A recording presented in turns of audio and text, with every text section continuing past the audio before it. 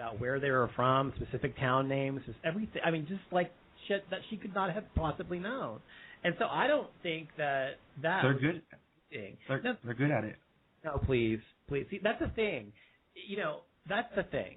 Even if you had empirical evidence that psychic ability existed, you still would have something in your mind to say, well, they're just great at what they do. And no matter what. Actually, I'm the wrong person to convince.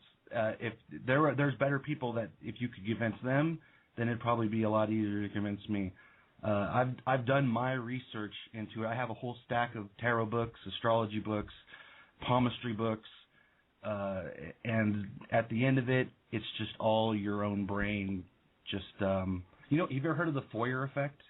No. Or the Barnum effect? Something for everyone. It's the observation that individuals will give high accuracy ratings for descriptions that better match them, and then and ignore things that are less attributed to them. So, like, if you say something you get right, if you're like doing a tarot reading and you say something right, people go, oh yeah, that's correct. But if you say something wrong, they'll kind of brush it over and look past it like it, it doesn't really matter. So they give a high opinion for the right things and kind of just brush over and shoot past the things that don't really apply to them. That's true, but it doesn't count back to those people who have ability. But I'm not trying to. And like I said, I'm not trying to convince you. I'm trying to have a debate with you. That's all. No, it's fine. It's great. I really don't mind. I'm not trying.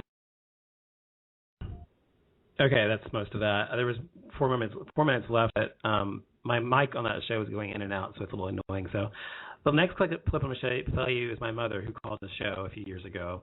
I was doing a show on racism in America, and since I am biracial, she is Caucasian, my father's black. She married a black man, and I wanted her to speak on what it was like to be married to a black man in the 70s, having a biracial child, whatever, and how their families reacted to their relationship.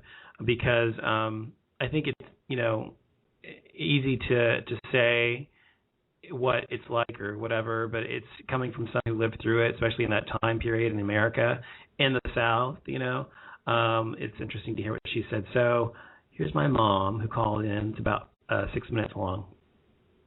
Yes, hi. Hello. How are you? Hi, I'm your mother. How are you doing? Hi. I'm fine. How are you, hon? Good. That's your mom? That's my mom, yeah. Hey, Mom. Hi. Hi, sweetie. How are you? I'm right there fighting with him. That's right. He's got a lot of fight in him. Yeah, I do. Did you want to say something about what it was like to be married to a black man in the 70s and how that was for you? Sure. Go ahead. Oh, you might want to mute your computer, Mother. Mother, mute your computer first. Excuse me? Oh. Turn it down? Yeah, turn it down. Okay. Why don't you ask me questions? Okay.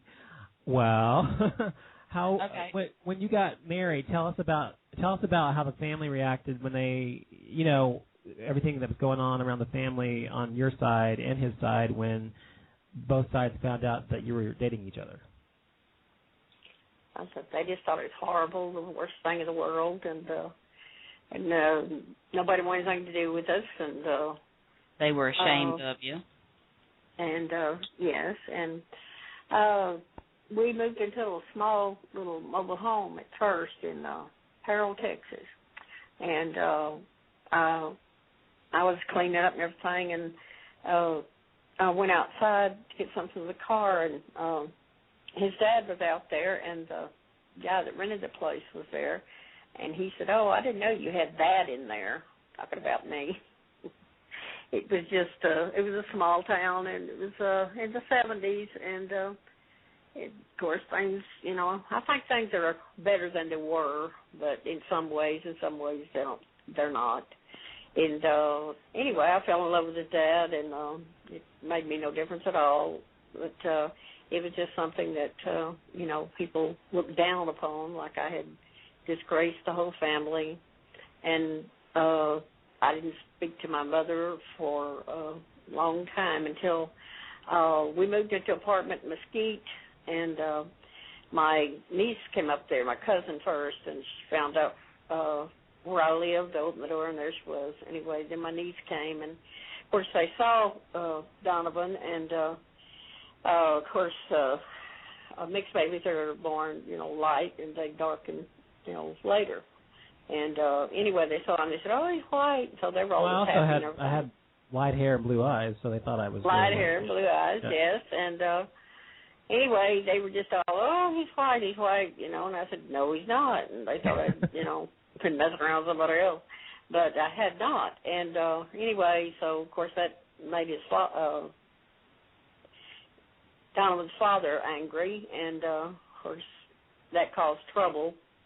And I had to deal with both those issues, and his family, his mother was real nice to me. His brothers and the others weren't. And anyway, it was just a lot of pressure. Right. And anyway, when my mother, I finally agreed to let my mother see him, and I brought him to her house, and she just, fell in love with him and all that. And I said, she fell in love with him anyway then. And after that, she just treated him as, he couldn't, it was the best thing that ever happened to her. He just. Yeah, after that, it was fine. Inseparable. Right. And it just, his father, though, he couldn't take the pressure of everything very well. He said that my family didn't treat him well, and his family didn't treat me well either. But anyway, we decided to part ways, and we did. And so I raised Donovan, and with the help of my mother, she was right there. But everybody, just, when he was with black people, they called him black. White people called him white, and he. Yep. Give him that look he's got, and he'd say, "I'm black and white." Anyway, he was standing up for himself when he was young. Yeah. But I'm very proud of him, and he's turned into a very nice young man. And if you have him for a friend, he's a friend for life. And I couldn't ask for, I'd be more proud of having anybody for a child or a son than him. I love him with all my heart. Too. And I'm also proud that he found he's had a lot of things to deal with. He's also gay, and he found a soulmate with Michael, and that made us I was really hopeful for me that he'd find a life partner to love for the rest of his life. Thank you, Mother, for that ringing endorsement. Anyway, he brings me joy every day, and I just love him to death and proud of all of his accomplishments. And he's not one to stand back. He'll go full force if he's, going to do something.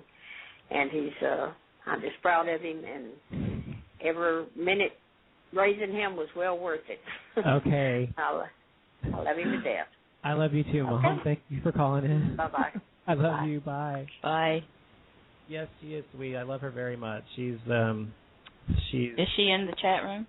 No, she's not. I don't know if she's in there or not. If she is, she's not logged in her name. But my mom is a great lady, and I just she's gone through so much more than you can even imagine in her life, despite just the biracial thing, or with my dad, I mean. And she's come out. She's still got a heart, and to come through so much and still have a heart is a big deal. So, thanks, Mom. I appreciate you calling in. So that was my mom when she called in a couple of years ago on my show about racism. Sorry, just listening to her say that just made me a little teary-eyed. I love my mom very much. She's a very wonderful lady and very kind. And sorry. Anyway, my God, what was I going to say? Just to give you an example real quick about my mom, just to give you the kind of mom she was. We were living in an apartment when I was like 6 years old. And there were stairs outside of our apartment. We were on the second floor, and the stairs were metal. They were going down to the outside or whatever. and even though they were covered, there was like ice on them, and because it snowed or iced or sleet or whatever. And as we were about to go down the stairs, I started to fall forward down the stairs, and she pushed herself down the stairs so that I would fall on her. So anyway, I'm on. Sorry. So anyway, after that, what was I going to say? Oh, trolls. We're on to trolls now. Sorry. Trolls are definitely a big part of BTR. The last part of the show, we're going to talk trolls, and BTR is full of them. And, there were plenty in the beginning of the show tonight that were in my chat room, flooding it, and the switchboard was full of them as well. And there were probably like 20 people on there. And trolls play a part on BTR, of course, and a part of any kind of show you have on BTR, because they are integral to it, unfortunately. You can have a show and somebody will call you and you want to have a pleasant show, a serious topic or something, and someone will call me faggot or call me disgusting or whatever the case may be, or pretend to be calling about something serious and ultimately actually be a troll, making some racial or gay epithet or something. So one of the biggest trolls we have on VTR, well, there's a few. There are Nature Boy in the beginning that trolled me a great deal in the first year I was on. And there are the One Angry Jew as well. And the One Angry Jew, everybody pretty much knows who that is. So I wanted to play you a 3-minute clip of him, or 4-minute clip of him talking, and how he progressively gets more and more irate and angry when he is, I don't know, schooled, or when he is feels he's out of control. What the One Angry Jew likes to do is to take over your show and try to control and manipulate the situation or the topic. And so whenever he was on my show, I wouldn't allow him to do that. But this is what happened with that. When you say, oh, please, and you really don't know what you're talking about.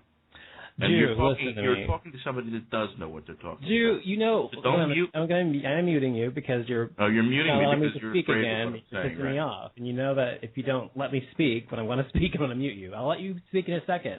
Mm-hmm. First of all, you said to me that I don't know what the fuck I'm talking about. That's not your exact words, but that's what you said. And the thing is that you say you know about everything. It doesn't matter what I talk about. It doesn't matter what topic it is. It could be about gay people. You'll tell me I know less than you do about it. So instead of belittling me, instead of actually attacking me, why don't you try to prove your point calmly and let the other guests speak, and then we could move forward. You're unmuted now. Oh, how lovely. Did I hurt your feelings? You didn't hurt my feelings, but you pissed me off. Yeah. Oh, well, I pissed you off. So are you going to be able to participate in this discussion calmly? You're a great. You could be a great sister. You make him like him. Just Iconoclast is cool. Don't be so angry. I somehow managed to do shows at Iconoclast without muting anybody. Well, that's great for you, but you know what? This is my show, and I can do what the fuck I want. Do you feel threatened by my knowledge? I don't feel threatened by your knowledge, Jew. I feel threatened by your your inability to communicate properly. That's the problem I have with you. And you won't allow another person to make a point. That's what pisses me off. So I'm not talking about myself. I'm talking about the other two people on the phone with me right now. So go ahead and make your point. Right. Instead of dancing with everybody at the ball, why don't we deal with one issue at a time instead of trying to dance with everybody? Because I've heard more than one person at a time, and I want to hear all people's ideas, not just yours. So do you want to make a point, or do you want to continue to belittle me on my own show? So let's deal with the issue. Continue. That statement. Unlike Constantine, I made the statement and I'm ready to back it up. Now, if you would like to disseminate that, let's do it. Why don't you just make your point and we'll move forward from there? Go ahead. The point is, you don't get a right from the Constitution. The Constitution guarantees the rights that existed prior to the Constitution's existence itself.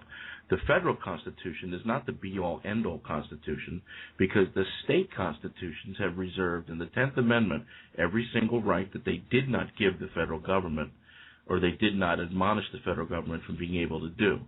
The state. One Angry Jew, be honest now, though. Hold on, brother. And you know that's not true now. You're getting into semantics because in practice. Oh, semantics. You do get Lincoln. Remember Lincoln now, Angry Jew.